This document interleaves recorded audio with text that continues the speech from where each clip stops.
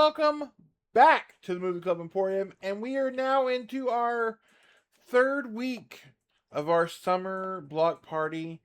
This year's theme, of course, is Beat the Heat, and we are doing so with fighting tournament movies. And this week, I'm not gonna lie to you, this one may be my favorite of the bunch so far.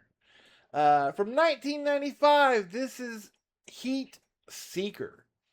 Directed by the great Albert Pune, who could always um, stretch a dollar. If you've seen a lot of his movies, he was usually working very low budget. Made some classic movie club movies. He was also he's either Sword and Sandals or it was Cyborgs. Made such classics as Cyborg with Van Damme, the Nemesis series, which are really bizarre movies. Sword and Sorcerer, uh, Doll Man, which is a movie club classic. So just a lot of fun, great, uh, and not so great 80s and 90s schlock, and this one is no exception. This one stars a bunch of weird names for a movie like this. You have Keith Cook, who you would know best as Sub-Zero's brother, Sub-Zero, in Mortal Kombat Annihilation. Uh, you have Norbert Weiser, Tom Matthews from Return of the Living Dead and Jason Part 6. And Tim Thomerson, of course, the Doll Man himself. Now, this one is the most different, the outlier of this entire month. I can confirm, because of its sci-fi aspect. Because just to set this movie up for you, in the near future of 2019, right? Just on the horizon, 2019. Oh man, the dystopian future of 2019. Sorry.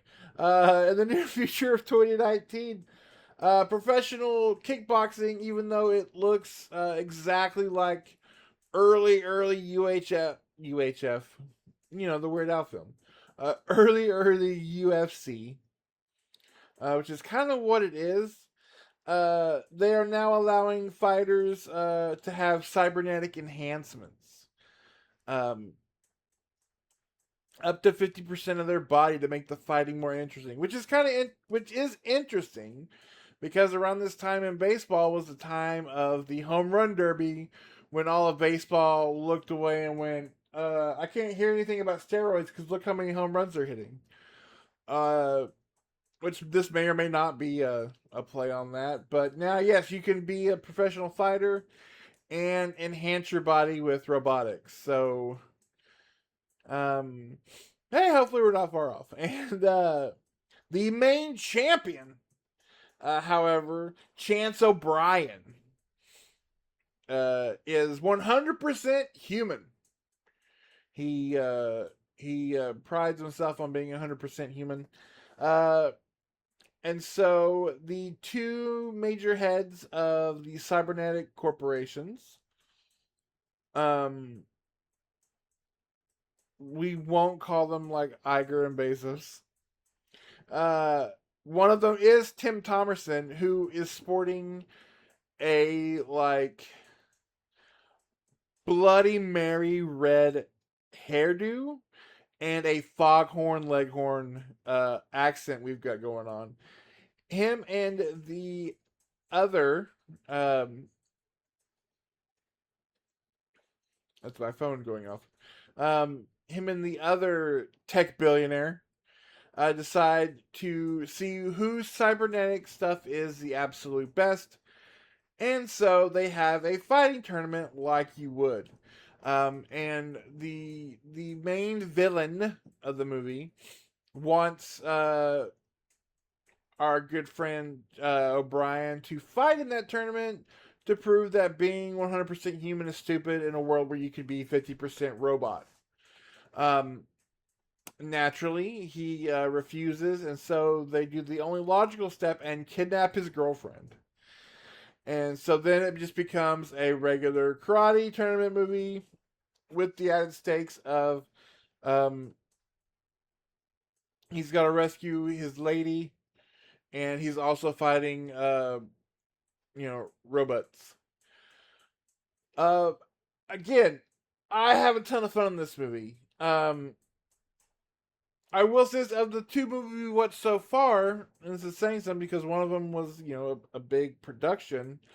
This one has the most fun fight scenes, mostly because Albert Pune does great at filming um, around what he has.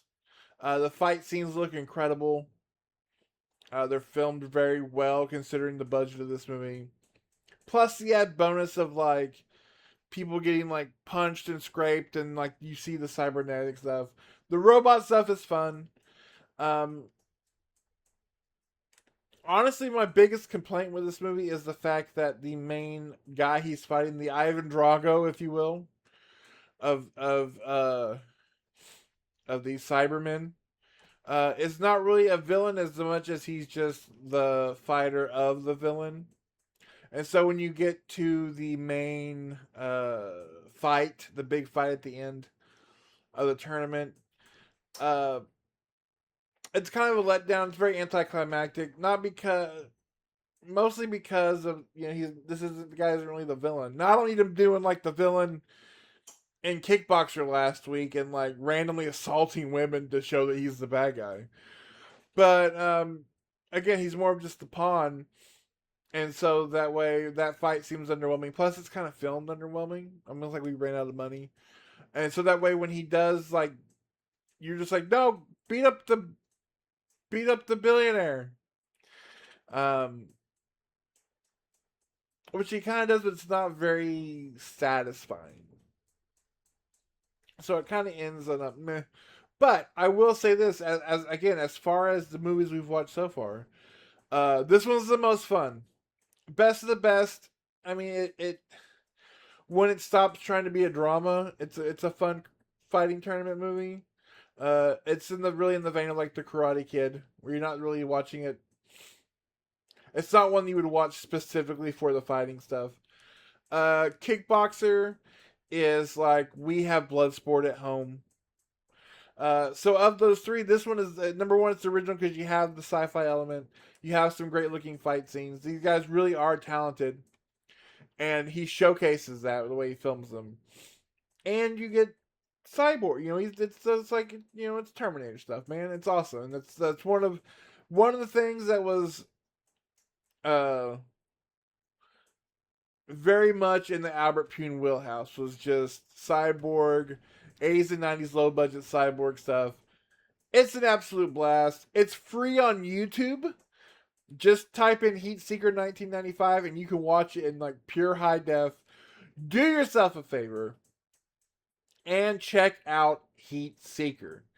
Now, next week, we are going to wrap up this summer because it's time to get back to school. Halloween is on the horizon, so stay tuned for our Halloween horror month a couple months from now. But we are looking at a new-ish movie from 2024, The Last Kumite, which is kind of a movie that I'm very curious about because it's a modern-day Kumite movie that stars a lot of classic action fight movies stars. So we'll see how they lean into the aspect of that, or if it's really is this the Expendables of Kumite movies? I don't know. And then don't forget, this month Nick and I did our what if movies for our live hangout, talking about movies that never got made. That was a lot of fun. Next month, we're doing the Resident Evil franchise, including the new Zach Kreger Resident Evil movie. So you are not going to want to miss that. So anyway, next week, join us for the last Kumite, which is the last movie in our summer block party. And until next week, I'll see you guys next time. Bye.